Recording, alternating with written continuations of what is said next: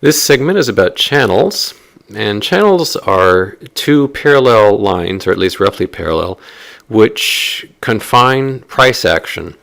So here, for example, is the Euro USD cross rate. Here's the upper line, that is the resistance line. You can see several points where it's touching. And then beneath is the support line. Here again, several price extremes where it's touching. And this is useful, for example, you could have taken a short position as it approached the highest portion of that parallel line and enjoyed the profits from the descent away from that. Here's another example of a channel. Now, as you can see, the lines aren't exactly parallel, but they're quite close. We've got a number of touch points here. At the top, you can see it's anchored to these various extremes in price.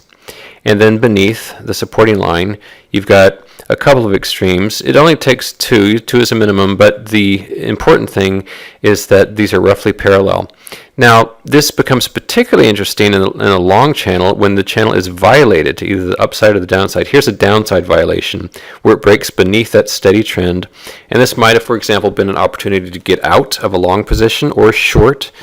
In any case, you can see here that once that channel was violated, it took a quick descent from 60 down to nearly a 2/3 loss from that amount.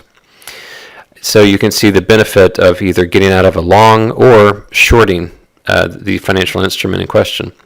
Here's another example of how you might apply this. Here again is a channel, and within the confines of this channel, there's a more intermediate term trend line. And so we've got our various touch points here showing resistance.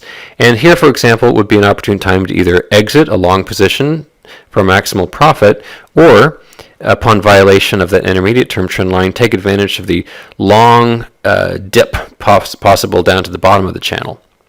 And there's one last example. It's a smaller channel, but the important thing here is that there are occasions when you might get a little bit of an overshoot, and that doesn't necessarily eradicate the value of the channel, because as you can still see here, there's some regular price cycling going on.